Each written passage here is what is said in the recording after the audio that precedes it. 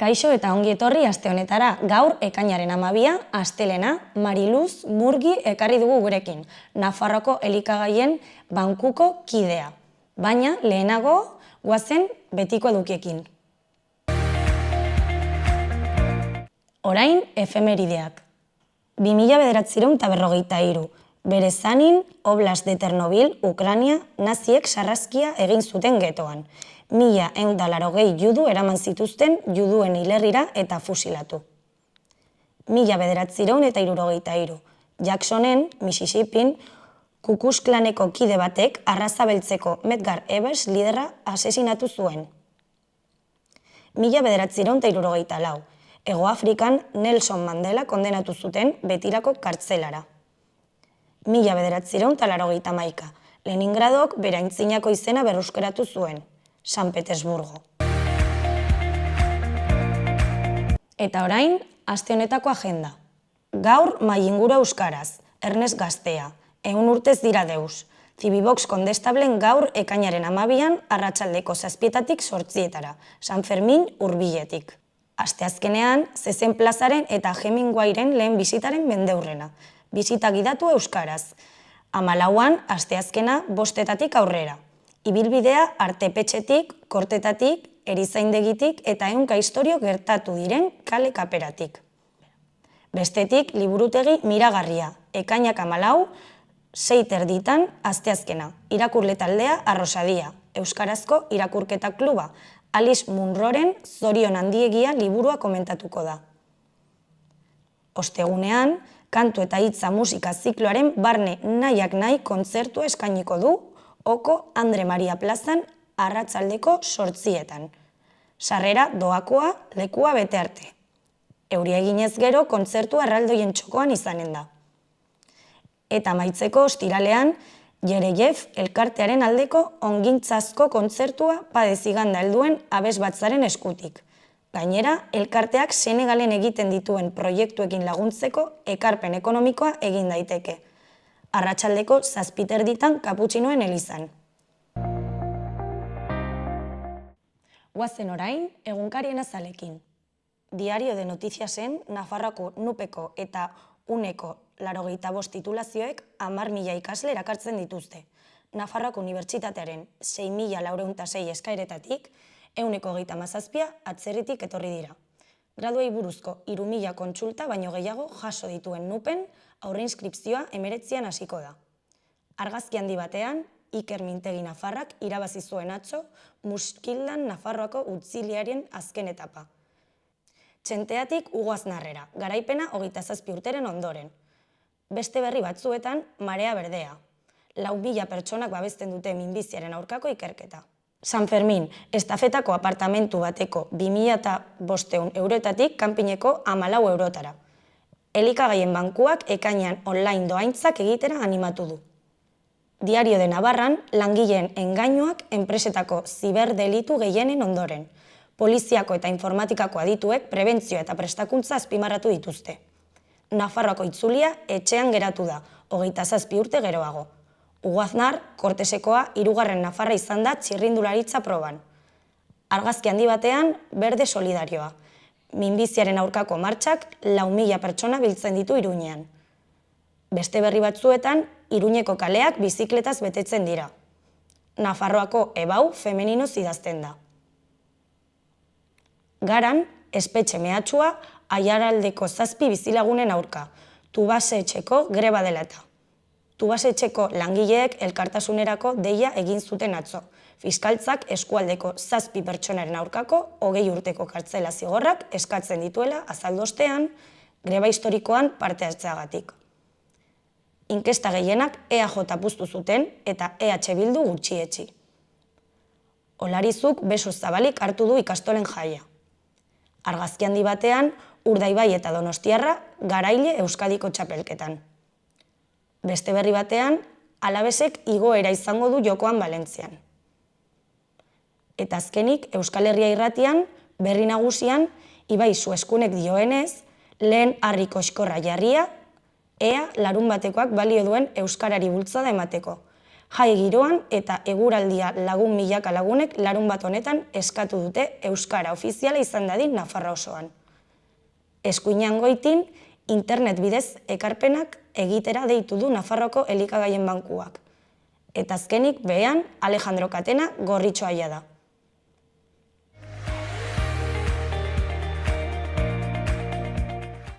Eta orain ikus ditzagun gaur eta biharko eguraldia. Gaur goizean zaparradaren bat edo beste bota dezake kostaldetik gertu, bereziki Gipuzkoan. Gainerakoan giroa lasai samarra izango da. Arratsaldean berriz zaparradak bota eta ekaitzak jo dezake. Baliteke barnealdeko hainbat lekutan zaparradak handiak izatea, txingorra botatzea eta haize bolada indartsuak izatea. Hasieran haizea ahul ibiliko da eta arratsaldean haizeak iparraldera egingo du. Temperatura maksimoek antzera jarraituko dute eta 25 gradutara iritsiko dira. Asteartean, euria modu orokorragoan egingo du. Goizetik hasita zaparrada batzuk bota ditzake, eta arratsaldean jarraipena izango dute. Noizbehinka zaparradekin batera ekaitzak jo dezake. Hodeiak nagusituko dira eta haizeak ipar-mendebaldera egingo du, tarteka zakar ibiliko delarik. Horren eraginez, temperaturak behera egingo du eta orokorrean 22 gradu azpitik geratuko da.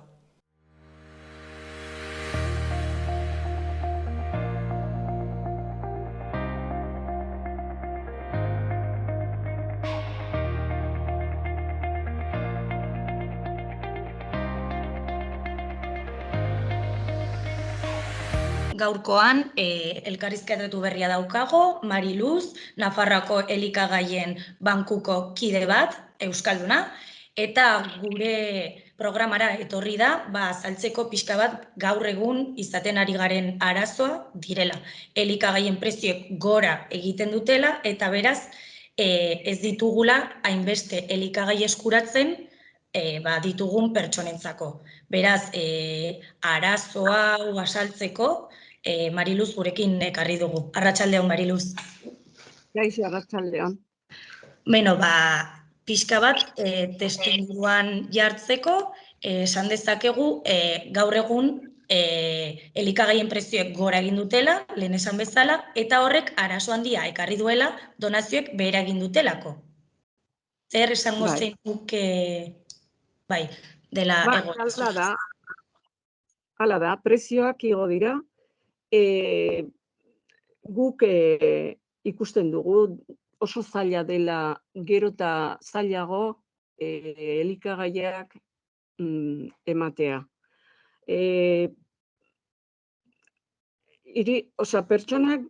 Pertsona batzuk ere badute bere lana, eta hala eta guztiz ere ezin dute heldu hilaren bukaerara, ez? Orduan behar dute, zeren badute alokairua, badute argindarra, badute 1000 gauza ordaintzeko, eta prezioak denetatik igo egin dira, eta gero eta zailagoa ikusten dute hilera ailegatzera. Guk, adibidez, joan den urtean ematen genituen, adibidez, oilaskoa, arrautzak, aurten berriz ezin dugu. Oilaskoa adibidez ezin dugu banatu. Arrautzak, batzutan bakarrik, hilabetean behin edo. Orduan ikusten dugu oso elikagai gutxi dauzkagula, eta horregatik egin dugu kanpaina izan genuen maiatzaren 12 eta 13 egin genuen kanpaina bat. Guk egiten dugu, beti egiten dugu, baina aurten izan da deialdia nahiko oso importantea iruditu zaigu, eta jendeak pixka bat gehiago egin du, erantzun hobe izan du, ez? Joan den urtean konparatuta, alderatzen dugu, joan den urtean egin genuen azkena, azaroan.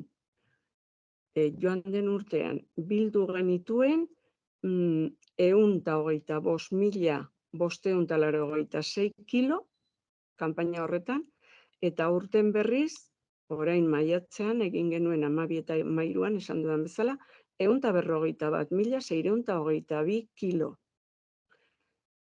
Pixka bat gehiago hartu ditugu aurten. Baina, Eta uste duzu jendea kontzientziatuta dagoela edo zergatik uste duzu alde hori egon dela? alde hori egon dela, zeren egin dugu deialdi desesperatua. Ja, Nik uste. Esanez, hori bankuko biltegia iaia hutsik zegoela, eta orduan pixka jendea nik uste dut kontzientziatu da pixka gehiago. Baina eta guztiz ere, horrekin ezin du jarraitu, esan nahi dut.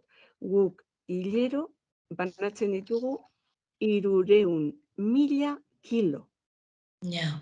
Nafarroa osoan, 300.000 kilo. Pentsa ezazu horrekin, badaukagu hilabete erdirako edo.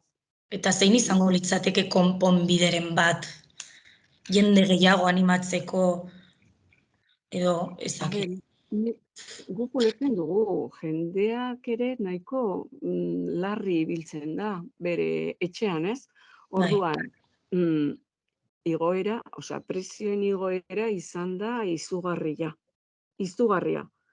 Argindarra, berokuntza, alokairuak eta gainera elikagaien igoera ere izan da izugarria. Beraz, ulertzen du jendeari kostatzen zaiola. Bai. Gero, adibidez, gu behar dugu adibidez olioa, ez?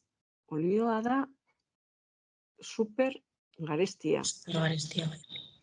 Esnea, gero eta garestiago.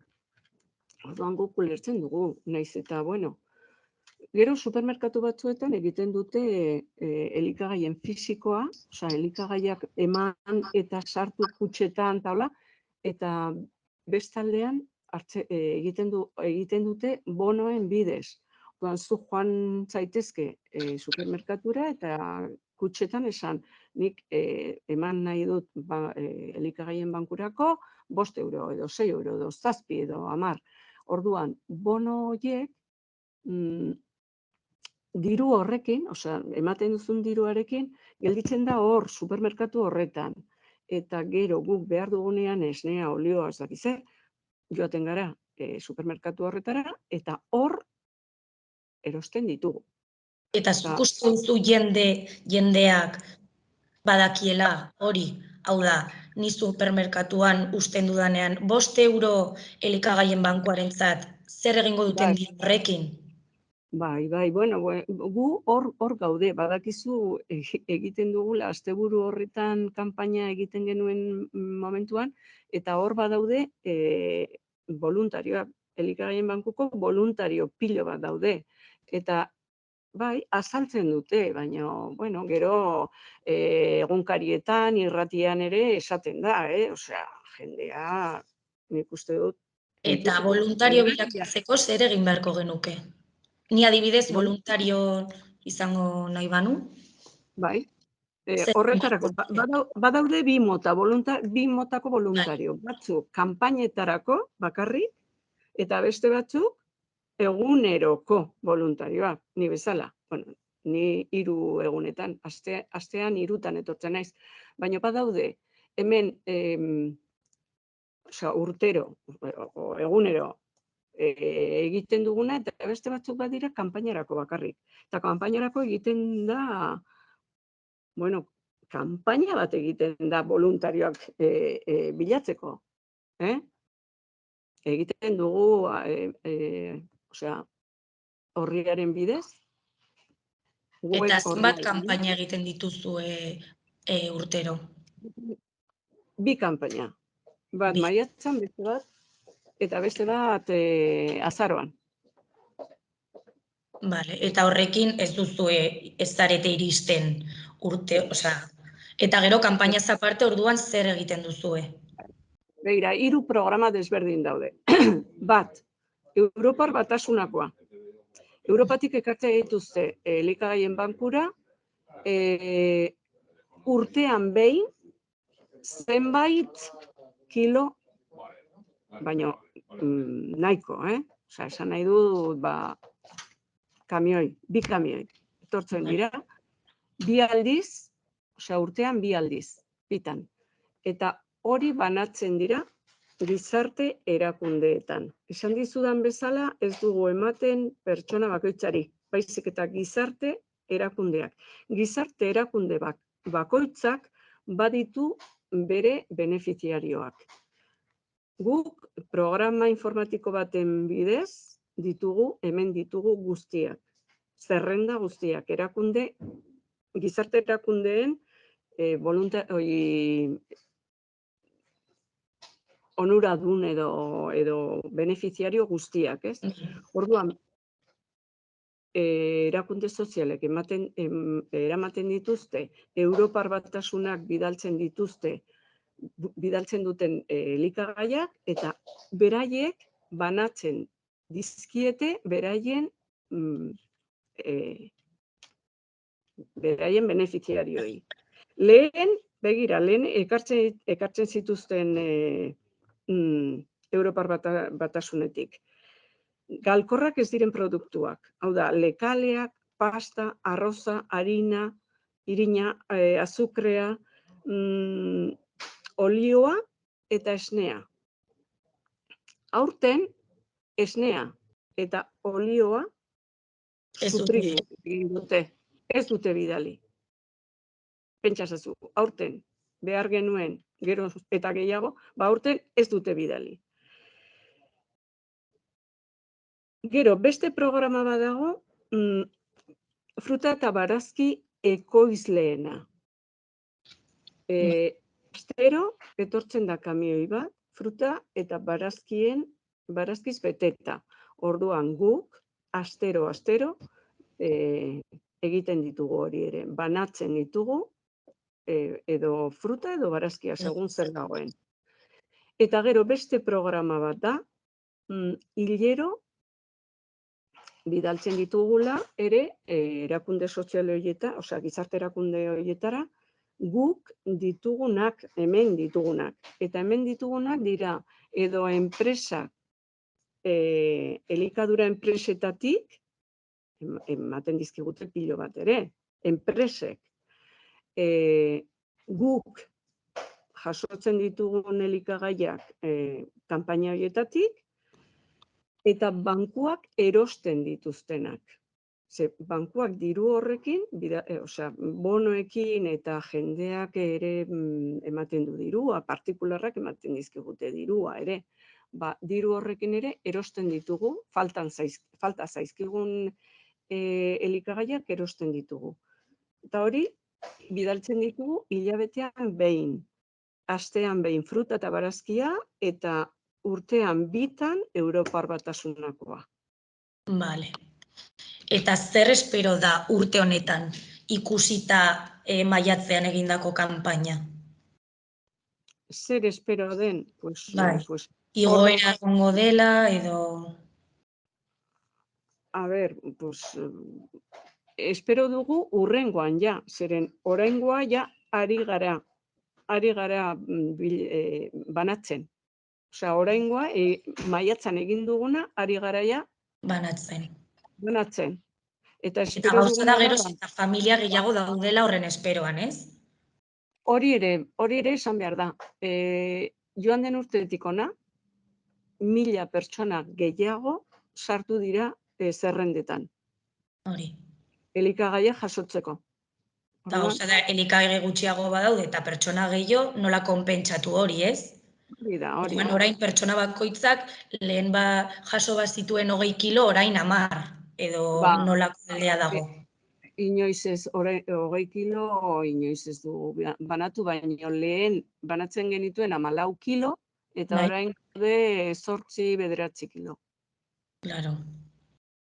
Gainera, pentsatzen hau dela laguntza bat bakarrik, zeren guk adibidez ez dugu banatzen haragia, ez dugu banatzen arraina, hori bakoitzak erosi behar, esan nahi dut.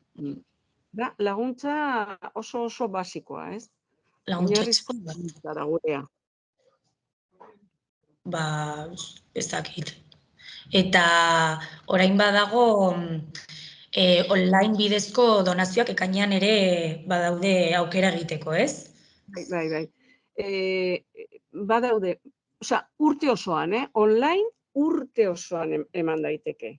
Sartu gure web horrian eta hor eman dezakezu edozein momentutan. Urte osoan irekita dago hori. Baina kanpaina hasi genuela 12an eta 13an, baina jarraitzen du maiatza eta ekaina bitartean. Baina gero, hala ere, uztailean ere egin dezakegu donazio bat online eta nahi dugunean. Donazio bat online edozein momentutan.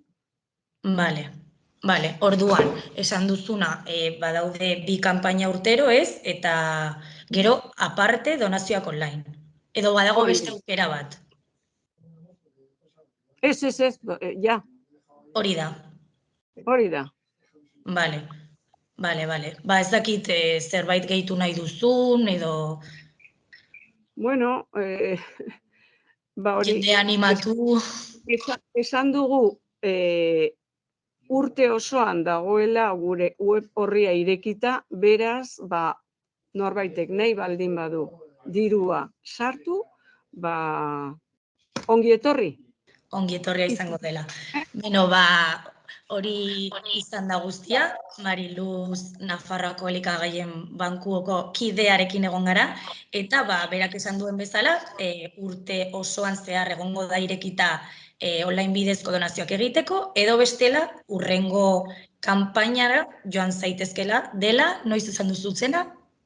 Ez dakigu, oraindik ez dakigu konkretuki, baino izango da azaroan, seguru. Bale, esperoan egongo gara, eta azaroan denak bertaratuko gara, gure grano txiki hori aportatzeko. Mila esker. Mila esker zuri. Agur.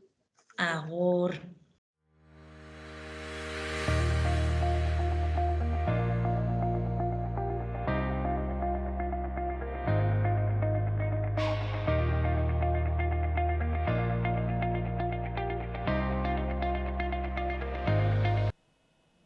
Goazen orain, Iruñeko udalaren azken albistekin. Astearte honetan, ekainaren 13an, hasiko da Catalina de Euskariz Arte Eskolako urteko eta 3 hilabeteko ikastaro eta tailerretan izena emateko epea. Jarduerek prezio, luzapen eta ordutegi desberdinak dituzte, baina guztiak irailean hasiko dira. Alde Zaharrean eta lehen eta bigarren zabalgunean, eraikinak osorik birgaitzeko laguntzak deitu dira, 900.000 euroko balioarekin. Obrek birgaitze babestuaren kalifikazioa izan behar dute eta etxe bizitzak birgaitzeko bulegoaren aldeko txostena beharko dute. Iruñeko 9 disuasio aparkalekuek 2.400 plaza eskaintzen dituzte doan lehenengo 24 orduetan. Mendebaldea, Arrosadia, San Jorge, Milagrosa, Trinitarios eta Arrotxapean daude, eta beste 6 Txantrean, Azpilagainan, San Juanen eta Lezkairu.